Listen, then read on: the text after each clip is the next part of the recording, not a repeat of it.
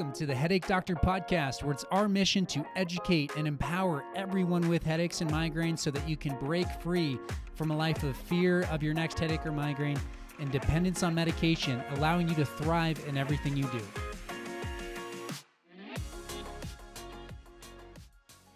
Hello and welcome to the Headache Doctor podcast, where on this podcast, it's our mission to educate and empower everyone with headaches and migraines so that you can break free from a life of fear of your next headache or migraine and dependence on medication. In today's podcast, we have a special guest, Dr. Sarah Zemen. Now, Dr. Sarah is the newest member of Novera Headache Center, so if you're looking for treatment here at Novera, you could see and go through treatment with Dr. Zemen. She has an extensive background and is going through a fellowship training and has additional training in what's called dry needling. Now, if you've never experienced dry needling, we'll explain what that is, and it's a modality that can be really helpful for people that suffer with headache and migraine symptoms. And so we're going to dive into that. At the end of this podcast, you're going to know exactly what dry needling is, how it can be helpful, and then searching for a provider, what maybe to look for, and potentially be a little bit more hesitant of. Okay, so without further ado, thank you so much, Dr. Zemen, for being on the podcast. Thank you for having me. I'm excited to be here. So let's start off with just your background from, starting as a physical therapist to wanting to treat headaches. Give us a snapshot of what that journey looked like. Yeah, so I have always kind of had a special interest in headaches just because I have suffered from them myself, secondary to having some neck injuries when I was a competitive gymnast. So I graduated from UT Southwestern Medical Center in Dallas, and after doing my clinicals, it was clear that when you're familiar with something or you've gone through it yourself, you're better at treating it. I think a lot of clinicians can agree with that. And so with something like headaches, it's not just a physical ailment, but you also have a lot of emotional and mental and traumatic parts of your life that are affected because you can't do your everyday activities, or you can't do what you love, you can't work, or you have to call out sick. So being able to get good at treating headaches was something that was really important to me because I knew that it was such an underserved community in the United States. So what I kind of realized was a lot of hands-on treatment seemed to work well for these people. So I thought, well, how can I get better at this? So I looked at fellowships and decided to do the American Academy of Manipulative Therapy Orthopedic Manual Fellowship. And so I'm in that right now. And basically what it involves is getting really good at finding and treating the root cause of neuromusculoskeletal conditions. And that includes headaches and migraines and chronic pain. So it's probably been the best thing for my patients. And I'm super, super excited to get to use all of the skills that I've learned here at Novera. Yeah, that's awesome. And we're super excited to have you. And just to give you guys context, so Novera's been open 5 years, and we've been applying manual therapy techniques to restore function to the neck and these overlooked areas that cause these symptoms. And so Sarah is coming into this with a very complementary approach to what we're doing. And I'm excited because I think we're just going to get better and better at serving our patients. And so, but one of the specific areas I want to hit on and talk a little bit about why your fellowship maybe focuses on dry needling so much. So that's a good question. I think a good thing to mention at this point is that in many other countries' physical therapy programs, this specific approach of dry needling that we're going to discuss is commonly included within the standard entry-level degree that you get in physiotherapy. So elsewhere, this is a very common first-line treatment for conditions like headaches and migraines and chronic pain. And for whatever reasons, which we won't get into right now, that's not necessarily the case in the United States. But luckily, we do have organizations that are pushing our health system forward in this way.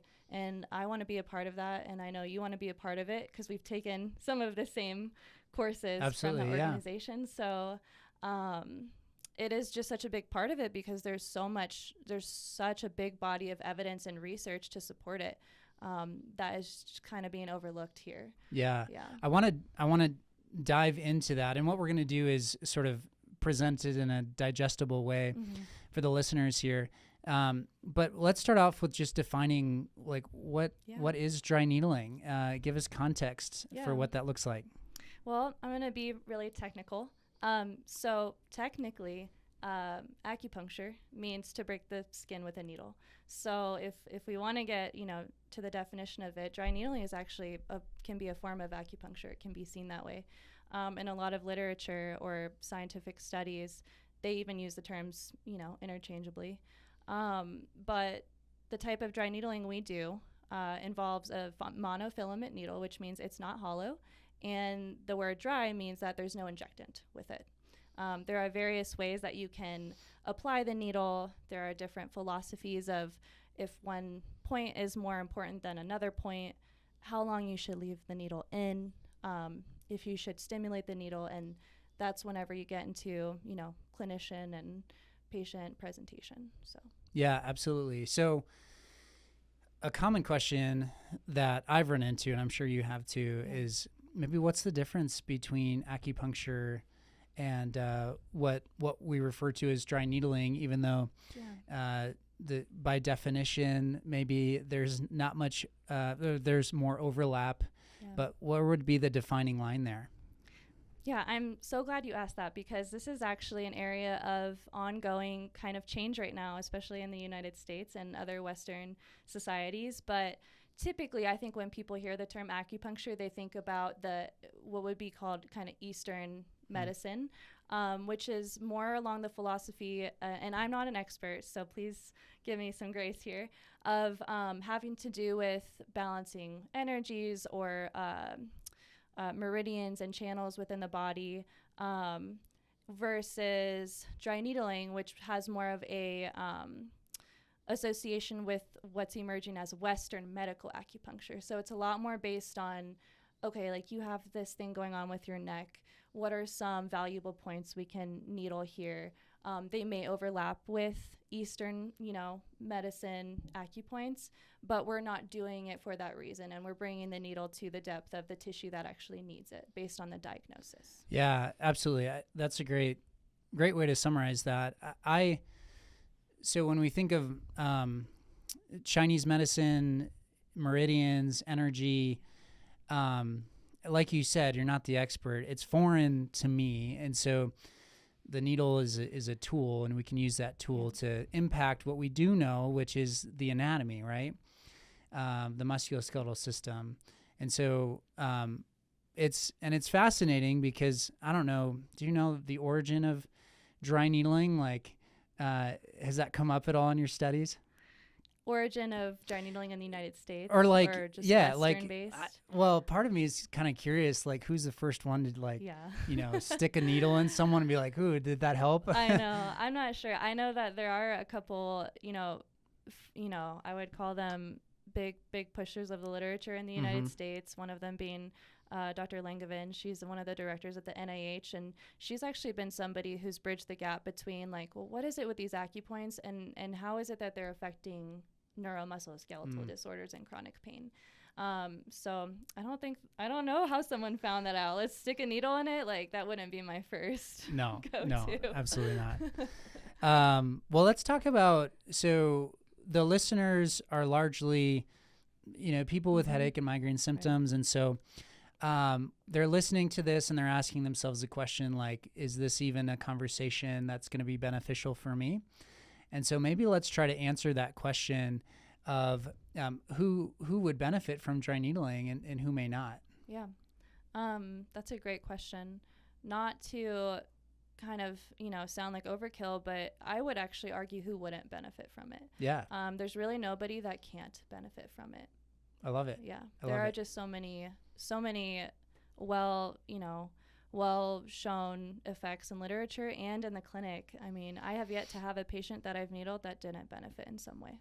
Yeah, I love it. I'm sure you can probably say the same. Yeah. So if you have headaches or migraines, if you have a neck problem, if you are dealing with something that can be sourced back to the musculoskeletal system, and even we'll get into pain and how our body responds to pain. Okay, so if you're listening to this, this is you. We're talking to you. Okay, so is there anyone that would present with something that would be contraindicated, and maybe we'd take a pause in that scenario? Absolutely. Obviously, you want consent. So if somebody doesn't consent, you're not going to stick needles in them. So if that's you, like, don't worry, we're not going to do anything without your consent. So somebody who has a needle phobia, I would probably not needle them. Maybe somebody who has uncontrolled seizures, certain severities of a bleeding disorder, and then maybe some types of autoimmune conditions, I might still needle them, but I might change the way that I dose it to make it a little bit more tailored to the person. But the absolute contraindications would be things that are just absolutely, you're not going to be able to sit on the table for 10 minutes. So I haven't really had anybody that, besides my mom. But Your mom won't let you needle her. I needled her. She just cried a little. Oh, okay. You just said suck it up. She's been better ever since. That's hilarious. So, it's generally safe. Very safe. Yeah. Very low risk. Lower risk than taking an ibuprofen. Yeah. Right. That's amazing. It's just, that's what the, research shows. Yeah. It's safer than medication. Yeah, and medication definitely has its risks. So, but it's impactful saying that, because the assumption is like, oh, ibuprofen isn't a big deal. Yeah. It's just an Advil. Right, where a needle seems scarier. Yeah. And I understand the visual of pill versus needle, the difference there. But yeah, for sure. Yeah, I love that. It's super safe, and it's effective too. Let's talk about why it's effective. What are some of the mechanisms? So let me back up here, because let's give context for what is actually happening. What are we doing with the needle? And then why is the actual procedure of how we use the needle, why is that important? And then what are the mechanisms that are happening to provide benefit? Okay, I'll try and piece that apart. So there are a lot of different ways that you can needle, and there's a lot of different things you can do with the needle that matter, that can either make the treatment more effective or can make the treatment in some ways ineffective or harmful. So it's important to kind of know general characteristics, which Dr. Taves and I will talk about towards the end, of what you want to look for if this is something that you want and you want to find a provider who does it. But generally, there are three areas that changes are happening. I think the most understandable area is the periphery, or like something you can see an issue with in the body. So it's probably something in the neck or the head or the jaw, even the upper back or the shoulder if we're talking about headaches. The second thing that's happening is you're reversing changes that have happened over time in the spinal cord and the brain itself. So with the spinal cord, you're kind of reversing these maladaptive changes that happened, that have now become made processing pain much more sensitive for you if you have a chronic condition like headaches or migraines. So I know Dr. Taves talks a lot about lowering your threshold for things that might set off kind of an episode, and that's one of the things that we know now with the literature, and thank goodness for the technology that has emerged in the past few years that's allowed us to see these changes in not only the spinal cord but the brain as well, and the areas of the brain that not just process pain but also kind of help your body modulate pain the other way around. So we think a lot about, oh well, there's these signals going to the brain that's why we feel pain, but actually there's a whole other 50% of the story is that after a few months of a chronic condition, it's actually the brain that's propagating this as well. Right. So we don't just need to repair and remodel the joints and the tissues that are propagating these episodes, but also we need to reverse the changes that have happened over time in the central nervous system. So we know that needling does that, which is so cool. And I think it's so exciting for people, to know that we can help you and you can get your life back. Yeah, You that's don't have to amazing. live this. When it comes to these, we see mostly people that have had the diagnosis of migraine and they've been dealing with it for years, if not decades. And so that's where tools like this are really important, because we want to impact the tissue at the local level. Like, what does the tissue actually feel like, and how irritated is it? How much effort and work are we asking it to do throughout the day, and how can we reduce the load on it? How can we improve its function? But also, how does our brain respond to that? And so it's exciting to be able to use something mechanically that impacts that.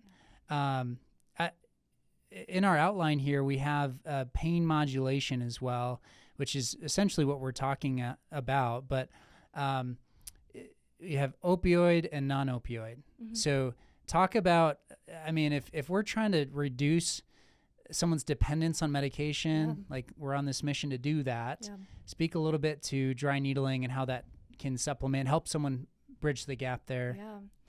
I'll try to explain it. Yeah. There's no way I can do justice with the complexity of what we know of the cascades that happen. But when you are needling in such a way that that we see is more effective for reversing these kinds of conditions over time, there are two different types of mechanisms that our body does on its own in response to this, which is so cool. And one of them is kind of two different opioid pathways that happen in response to leaving the needles in situ, which means leaving them in place for at least 10 to 30 minutes. We know that that's kind of the bell curve of how long the needles need to be in order to have these kinds of responses. So there's a very complicated pathway that I'm not going to get into, but essentially it stimulates these areas in your brain to release things like serotonin and norepinephrine and endogenous opioids, or what runners might refer to as their happy chemical, or the runner's high. Runner's high. So you have this opioid response, but then you also have this non-opioid response, which has to do with a little bit more of what I was getting at with the spinal cord and the brain, where they are actually changing over time how many receptors are on these pain pathways, as well as the sensitivity of the receptors. There's also been documentation on changes even in size and activity of these brain regions that help us normally control how much pain we're feeling, that get turned off in chronic conditions. So not only is your tissue, and we know our tissue and our joints maybe aren't functioning at their homeostasis or at a normal level, but there are literally processes in your brain that help you cope with pain, and that's normal. And those are inhibited in chronic conditions. So those would be like more of the non-opioid pathways that we see. A big thing that is important for any kind of needling protocol for headaches and other conditions would be also manipulating the needle manually and activating what's called the immune system, or mast cells. So that sets off a further cascade in the body that helps open up the blood vessels in the area for up to 3 days after a needling session, to help actually deliver all of the good things and restore blood flow, stimulate formation of new blood vessels, a term called angiogenesis, so that not just the peripheral tissues, or like your muscles, ligaments, joint capsules, can receive oxygen and reduce the acidity in the area, but also so that your brain can say, oh yeah, this is how we're supposed to deal with this, and kind of retrain that whole cascade that happens upward but also downward. I love that.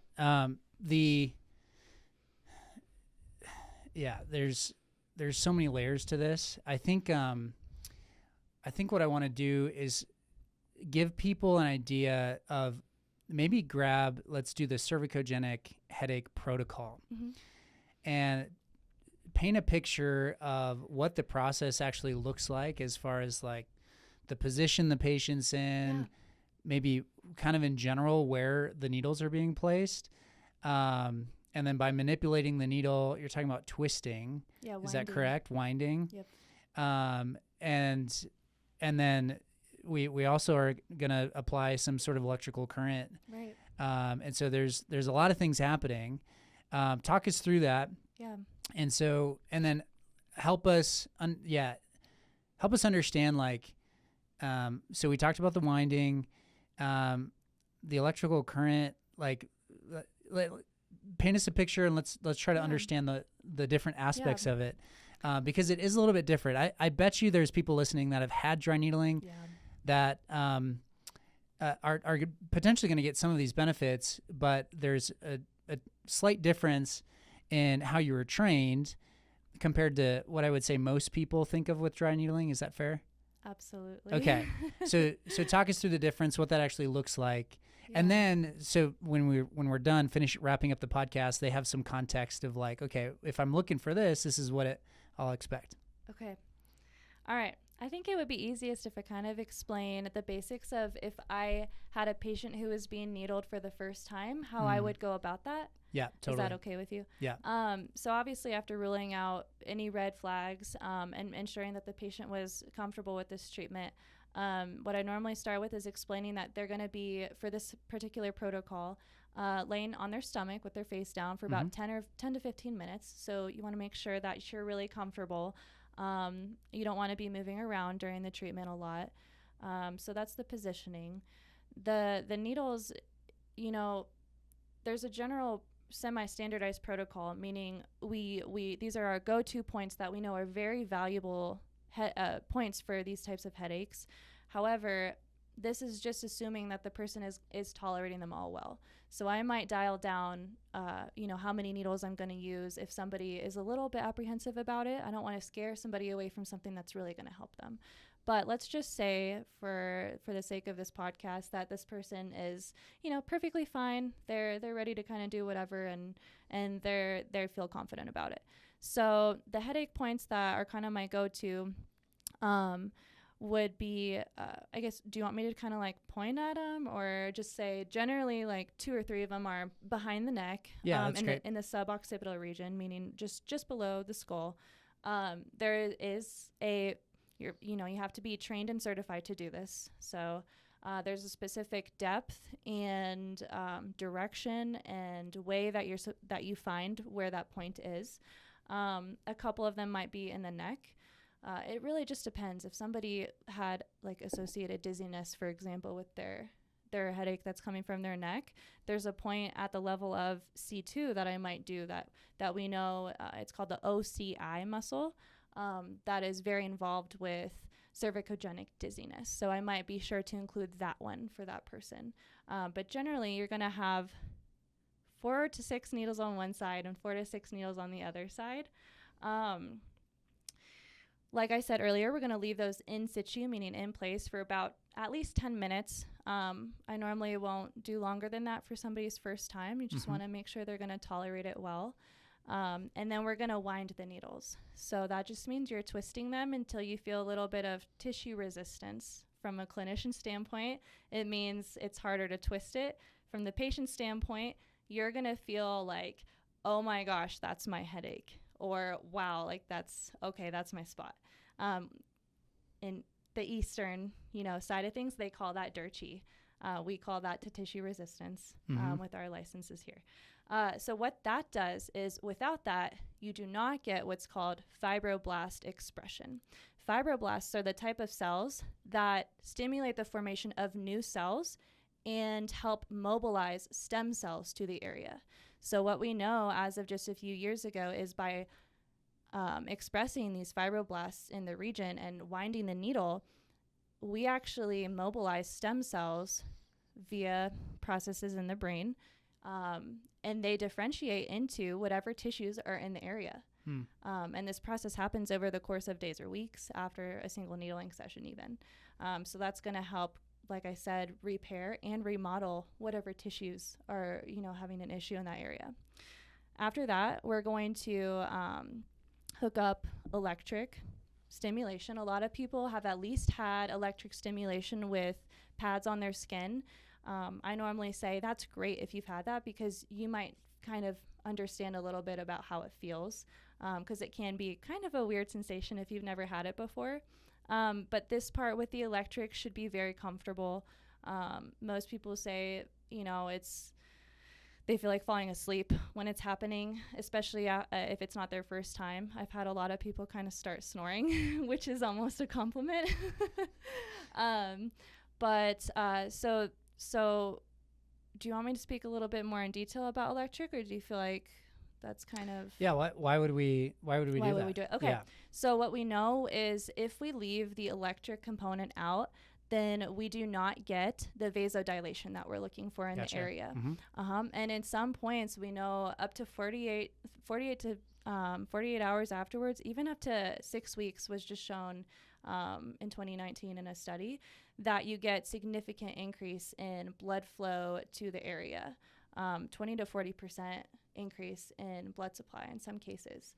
So like I said, thanks to modern technology, we're able to actually track how much blood is being delivered to an area. And if you're getting blood supply to an area, then your body can do all the things that it was meant to do.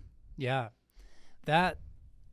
Okay. So when we're thinking about dry needling, that context is really helpful for people because this process, as I was going through it myself, because I was introduced to dry needling,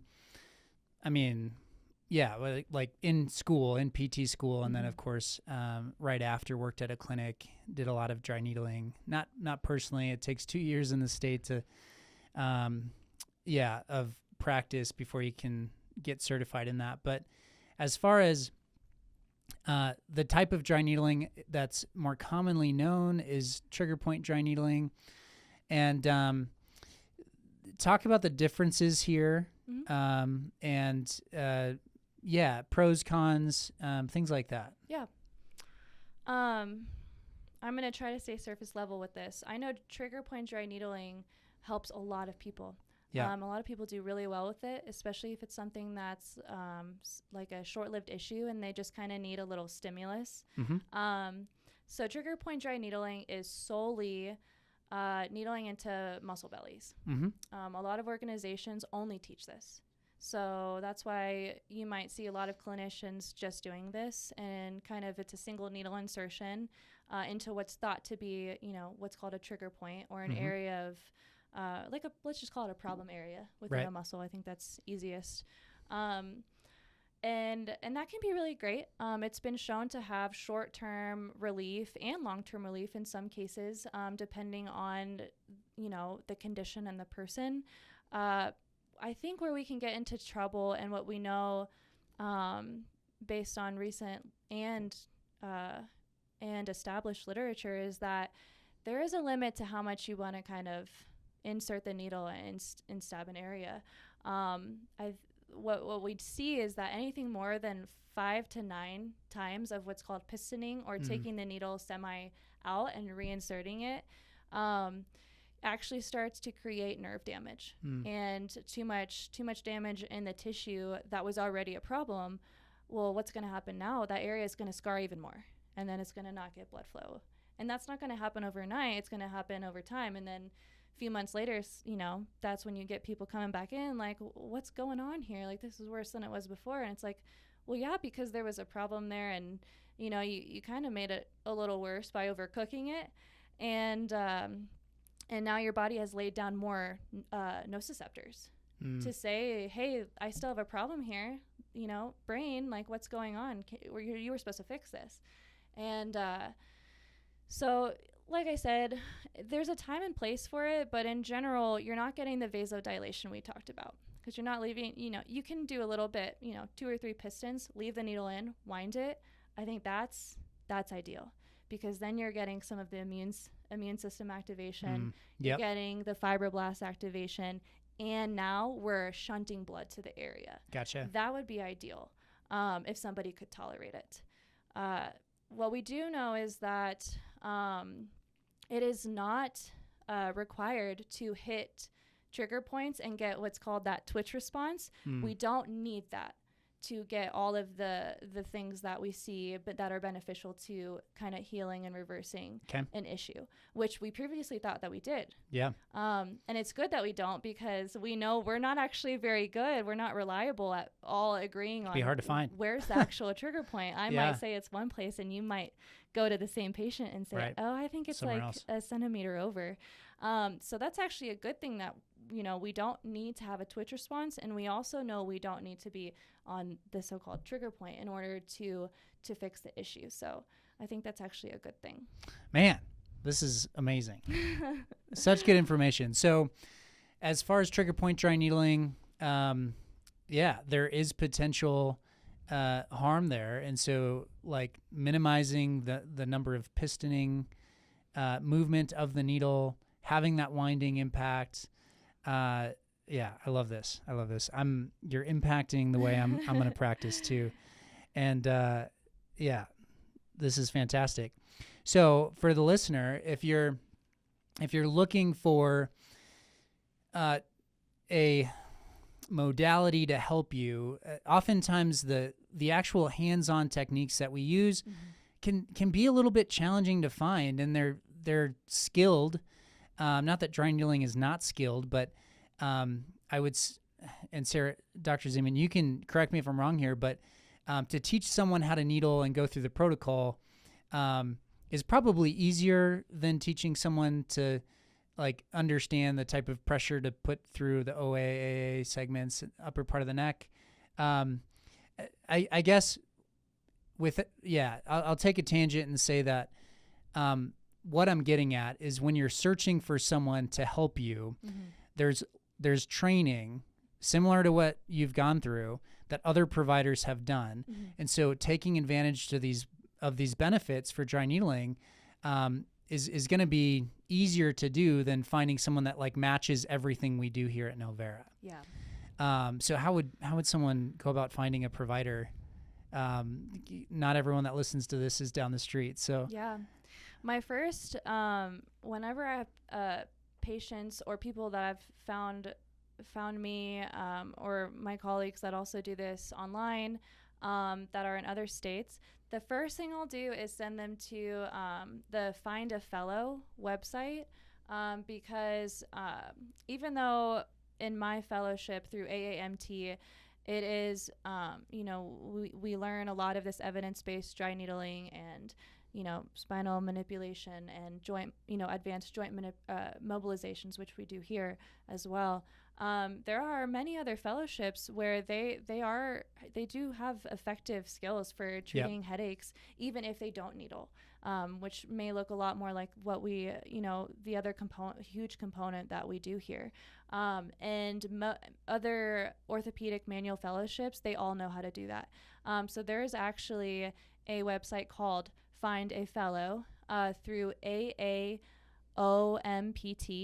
That's the overlying or overseeing kind of organization that credentials fellowship programs, and you can search your city or your state. I actually just did it for somebody this week who's in Cheyenne, and then you at least know that you're getting somebody who is familiar with hands-on care, which we know for a fact is needed for the treatment of headaches. I mean, I'm biased, but I just don't think you can get away from hands-on care. I don't think you can truly treat the source of headaches and migraines without having good quality hands-on care. Yeah, preach it. So I think that's a really good resource for people. And then specifically, if you're looking more for the semi-standardized needling protocols is what they're called. I do believe that AAMT is also starting a Find a Fellow within their own distribution. Gotcha. People who do those protocols as well. Awesome. Well, this has been half an hour plus of just amazing information, and I am super thankful that you're working here at Novera, and I think you're going to add a ton of value to what we're doing. And so if you guys are listening to this and you're struggling with headaches and migraines and you just don't know where to turn, we are building a specialty practice that will provide you your best chance to get out of this situation. So please work with us, reach out. We have people from all over the country, all over the world that come out to see us. And in large part, it's because they found this podcast.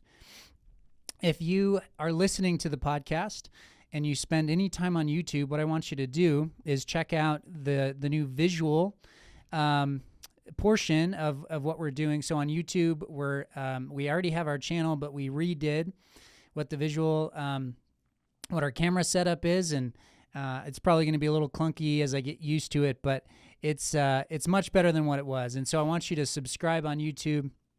If you listen to the podcast, thank you so much for just being a listener. It allows us to continue to do this work. Please subscribe and share whatever platform you're on. Leave us a 5-star review. That's super helpful. It pushes the algorithm in our favor because this work is valuable. And there's people like Dr. Zemen that have this knowledge, and we're the little man, and we're just trying to let people know that medication isn't the only option. Thank you so much, Dr. Zemen, for being on the podcast. Oh, thank you. I'm really, really excited that I found your clinic and that we get to work together now. And I think that, like I said, it's such an underserved community of people, and I'm really excited to be a part of this. So thank you. Yeah. Hey guys, thank you so much for listening to the Headache Doctor podcast. As always, it's our mission to educate and empower everyone with headaches and migraines so you can break free from a life of fear of your next headache or migraine and dependence on medication. I'll see you next time.